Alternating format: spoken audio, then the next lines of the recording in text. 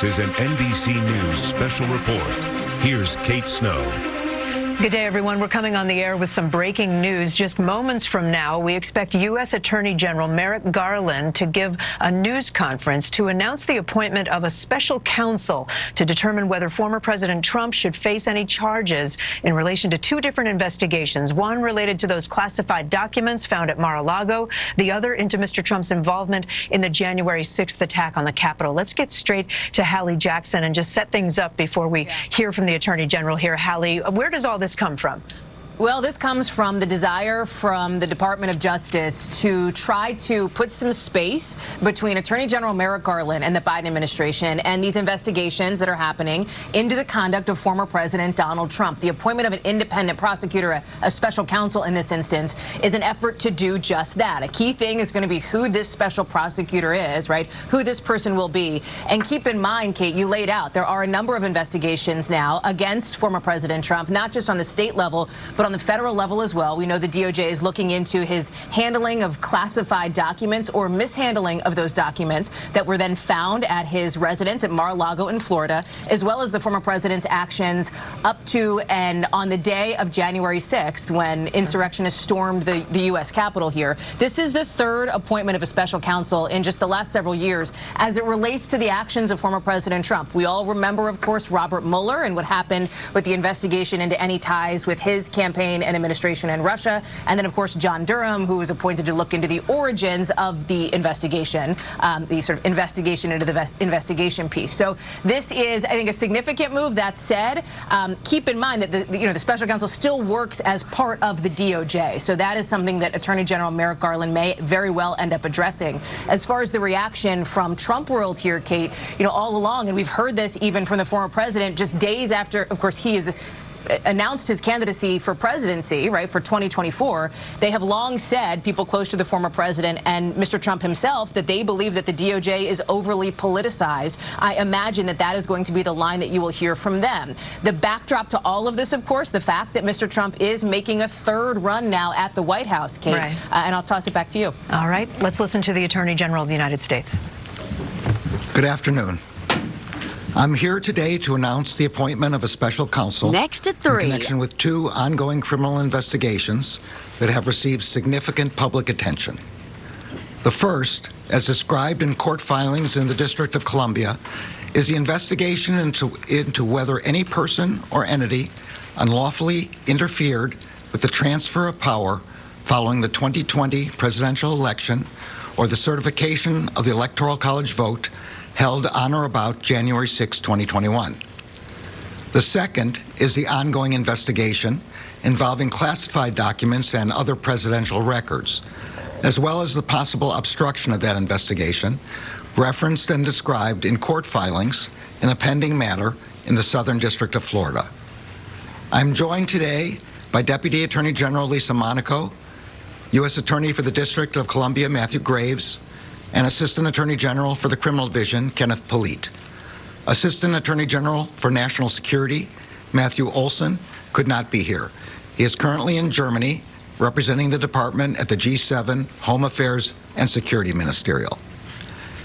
U.S. Attorney Graves has been ably leading the investigations into the events leading up to and on January 6. He and dozens of assistant U.S. attorneys and other prosecutors have taken on the monumental task of conducting over 900 prosecutions in defense of our democratic institutions. Criminal Division prosecutors, under the able leadership of Assistant Attorney General Polite, have played a significant role in those prosecutions. Assistant Attorney General Olson has been ably leading the team responsible for investigating the matter involving classified documents and other presidential records, as well as the possible obstruction of that investigation. All of the career prosecutors assigned to these matters are conducting their work in the best traditions of the Department of Justice. I also want to recognize the efforts of the many FBI agents and other law enforcement personnel who are assigned to these matters. They are working courageously and steadfastly and are serving our nation honorably. I am grateful to them. We all are. The Department of Justice has long recognized that in certain extraordinary cases, it is in the public interest to appoint a special prosecutor to independently manage an investigation and prosecution. Based on recent developments, including the former president's announcement that he is a candidate for president in the next election, and the sitting president's stated intention to be a candidate as well, I have concluded that it is in the public interest to appoint a special counsel. Such an appointment underscores the department's commitment to both independence and accountability in particularly sensitive matters. It also allows prosecutors and agents to continue their work expeditiously and to make decisions indisputably guided only by the facts and the law. The special counsel will conduct parts of the first investigation I just mentioned. The investigation into whether any person or entity unlawfully interfered with the transfer of power following the 2020 presidential election or with the certification of the Electoral College vote held on or about January 6. This does not include prosecutions that are currently pending in the District of Columbia or future investigations and prosecutions of individuals for offenses committed while they were physically present on the Capitol grounds on January 6. Those investigations and prosecutions will remain under the authority of the U.S. Attorney for the District of Columbia. The special counsel will also conduct the investigation involving classified documents and other presidential records, as well as the possible obstruction of that investigation. Today, I signed an order appointing Jack Smith to serve as special counsel. The order authorizes him to continue the ongoing investigation into both of the matters that I have just described and to prosecute any federal crimes that may arise from those investigations. Mr. Smith is a veteran career prosecutor. He began his prosecutorial career in 1994 as an assistant district attorney with the New York County DA's office. In 1999, he became an assistant U.S. attorney for the Eastern District of New York, where over the course of 9 years, he prosecuted matters ranging from gang murders of police officers to civil rights violations. From 2008 to 2010, he served with the International Criminal Court, where he supervised war crimes investigations. In 2010, Mr. Smith returned to the Justice Department to serve as chief of the Public Integrity Section, where he led a team of more than 30 prosecutors who handled public corruption and election crimes cases across the United States. In 2015, he agreed to serve as the first assistant U.S. attorney for the Middle District of Tennessee, later becoming the acting United States attorney. Most recently, Mr. Smith served as a chief prosecutor for the special court in The Hague, charged with investigating and adjudicating war crimes in Kosovo. Mr. Smith will begin his work as special counsel immediately and will be returning to the United States from The Hague. Throughout his career, Jack Smith has built a reputation as an impartial and determined prosecutor who leads teams with energy and focus to follow the facts wherever they lead. As special counsel, he will exercise independent prosecutorial judgment to decide whether charges should be brought. Although the special counsel will not be subject to the day-to-day supervision of any official of the department, he must comply with the regulations, procedures, and policies of the department. I will ensure that the special counsel receives the resources to conduct this work quickly and completely. Given the work to date and Mr. Smith's prosecutorial experience, I am confident that this appointment will not slow the completion of these investigations. The men and women who are pursuing these investigations are conducting themselves in accordance with the highest standards of professionalism. I could not be prouder of them. I strongly believe that the normal processes of this department can handle all investigations with integrity. And I also believe that appointing a special counsel at this time is the right thing to do. The extraordinary circumstances presented here demand it. Mr. Smith is the right choice to complete these matters in an even-handed and urgent manner. Thank you all. Mr. Attorney General, will you pledge to release any written report? All right, We've been listening to the Attorney General there, Merrick Garland, announcing the appointment of a special counsel who will now handle cases looking into former President Trump and specifically looking at whether charges should be filed against the former president. Let me go back to Hallie Jackson, who's with us in Washington, our senior Washington correspondent. Hallie, what do we know about Jack Smith? You just heard the Attorney General say he has a reputation as an impartial and determined prosecutor, clearly trying to stress that this is someone who's impartial. And that's key for Merrick Garland to stress here, Kate, is this big question now in front of us has now been answered, right? Who is going to be the special counsel? So you have now this extraordinary moment where, as the Attorney General laid out, you've got Jack Smith being brought back from overseas where he's been on assignment for the last 4 years, coming to the United States to undertake this investigation. He is somebody who I'm interested in his time as chief of the Public Integrity Section, for example, where he handled issues of public corruption, of elections crimes, too. He has a lot of international experience as well. Presumably, the Attorney General believes that that would help give Mr. Smith the imprimatur of impartiality here, which is going to be critical. I am not convinced, Kate, that that is going to insulate this special counsel from the potential for attacks from Donald Trump and his allies. But you did hear the Attorney General specifically cite why he is deciding to take what he called this extraordinary step, and that is because Donald Trump is now a 2024 candidate. It looks as though President Biden is going to run again in 2024. He says he has not made that final decision yet. He's going to consider it over the holidays with his family, but he is leaning, as he has said, in that direction. That is the reason why the Attorney General is taking this step. You heard him describe the work that has been done on these parallel investigations, right? The January 6th investigation, the Mar-a-Lago documents investigation, just to use shorthand. Those investigations are going to continue now under the purview of Mr. Smith. Kate.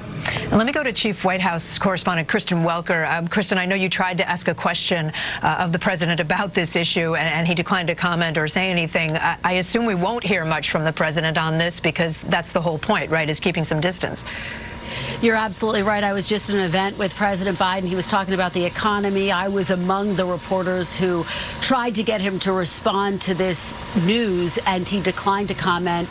And a White House official sort of echoing that posture, Kate, who says DOJ makes decisions about its criminal investigations independently, and we are not involved. So I would refer you to DOJ for any questions on this. We're going to get a briefing with the press secretary, and I anticipate we will get very similar answers. The reason for that, because this president has been very clear. He wants the Department of Justice to be independent. That is traditionally what we have seen from presidents throughout history. Now, of course, former President Trump broke with that precedent in various instances, and that was one of the key campaign promises of President Biden. Now, the politics of this, not insignificant, Kate, and you just heard Hallie talk about it. The fact that President Biden has said that he intends to run for office again, but he hasn't made that final decision. He's going to huddle with his family over the holidays and try to get their take and really make that final determination. So how does this impact his final decision? We know that obviously the administration, watching very closely, but he has said that what happens with former President Trump, what happens with his predecessor, his timeline for announcing, which of course he just announced, will not impact his own timeline or his final decision. Kate. All right, Kristen Welker for us at the White House. Let me go to Carol Lamb. She's a former U.S. attorney and NBC News legal analyst for us. Nice to see you. If you're this new special counsel, Jack Smith, what's your first step? These investigations have been going on for months and months, and now he's being put in position of trying to figure out if charges are warranted. You're absolutely right, and that's why his first step is going to be, especially since he's been overseas for the past few years, he's going to have to get briefed on a very detailed level with what the facts are and what the facts are that have been uncovered so far. That's not a bad position to be in necessarily, because in my view, the investigations have been done very well. They've been very cautious. They've been done extremely carefully, and I think that there's a lot of record there for him to look at. I'm very, very pleased that the new special counsel is somebody who has public integrity experience. In other words, he was the head of the public integrity unit at the Department of Justice, because that's a position where he has had to make decisions about criminal prosecution in the political context, and therefore his judgment is going to be very well informed by a lot of his prior experiences. And Carol, would you think that this will take time, given everything you just said? I would think we're not looking at hearing about any potential charges for a while now. Yeah, it is going to take time because there's just no way that he can make this decision quickly. He not only has to get caught up on all the facts, all the twists and turns, but also all the possible defenses. And then a lot of people within the Department of Justice have to be consulted as to the best route to take here. You know, this is not like a drug case or a murder case where there's a lot of well-worn precedent here. And that's why I think his former experience as somebody who has had to deal with these very, very difficult judgment calls is so important here. I think it's an excellent choice. Carol Lam, thank you so much. Let me go back to Hallie for a moment. Hallie, you've covered the Trump campaign for a long time, the inner circle of the Trump White House. Have you heard from anyone? Has Mr. Trump said anything so far about this? And if not, what might we expect? Yeah, nothing yet, Kate, at least not officially. Yes, obviously, I've been on the phone with some folks in that world. And here's what I think I'm comfortable saying, Kate.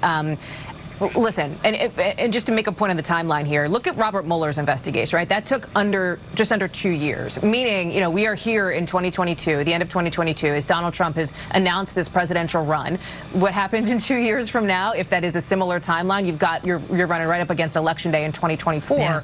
when Donald Trump could very well be the Republican nominee for president, right? I think what you are likely to hear, Kate, is a brushing off of the appointment of this special counsel, because what I have heard for months now is that former President Trump remains aggrieved. He feels aggrieved. He feels as though he just didn't get a fair shake, not just from the media during his 4 years at the White House, but from the institutions of what he has often dubbed the so-called deep state, right? The politicization, as he sees it, of the FBI and the DOJ. That came to a real head after the search warrant was executed at Mar-a-Lago just a couple of months ago, and it was revealed, of course, that the former president had apparently taken these classified documents out of the White House improperly here. You saw not just the former president, but his allies in Congress and beyond decry what they saw as a politicized DOJ. I have a hard time seeing how the tune will suddenly change because of the appointment of this special counsel, Kate.